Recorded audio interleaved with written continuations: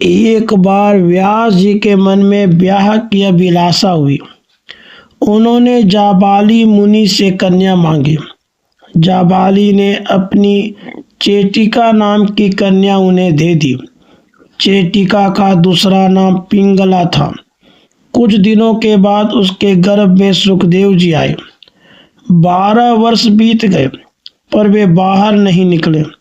सुखदेव जी की बुद्धि बड़ी प्रखर थी। उन्होंने सारे वेद, वेदांग, पुराण, धर्म शास्त्र और मोक्ष शास्त्रों की वहीं श्रवण करके गर्भ में ही अभ्यास कर लिया।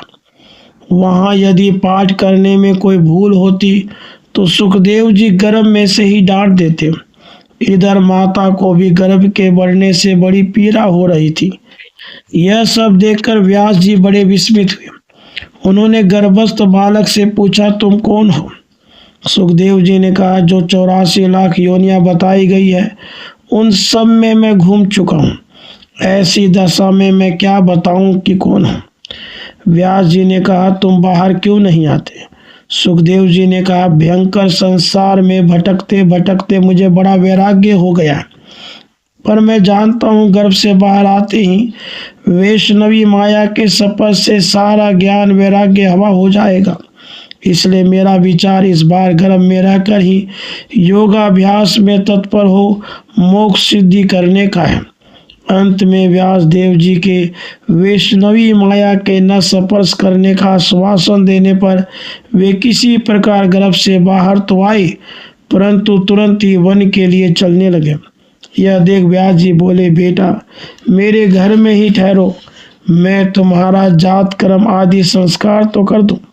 इस पर सुखदेव जी ने कहा, अब तक जन्म जन्मांतरों में मेरे सैकड़ों संस्कार हो चुके हैं। उन बंधन प्रद संस्कारों ने ही मुझे भवसागर में भटका रखा है। अतएव अब मुझे उनसे कोई प्रयोजन नहीं है। व्यास देव जी ने कहा, द्विज के बालक को पहले विधि पूर्वक ब्रह्मचर्य आश्रम में रहकर वेदाध्ययन करना चाहिए। उसके बाद उसे गृहस्थ, वानप्रस्थ एवं संन्यास आश्रम में प्रवेश करना चाहिए। इसके बाद ही वह मोक्ष को प्राप्त होता है, अन्यथा पतन अवश्यंभावी है। सुखदेव जी ने कहा, यदि ब्रह्मचर्य से मोक्ष होता तो तब तो नपुंसकों को वह सदा सही प्राप्त रहता होगा, पर ऐसा नहीं दिखता। यदि गृहस्थ आश्रम मोक्ष का सहायक हो तब तो संपूर्ण जगत ही मुक्त हो जाए। यदि वानप्रस्थियों को मोक्ष होने लगे तब तो सही मृग पहले मुक्त हो जाए। यदि आपके विचार से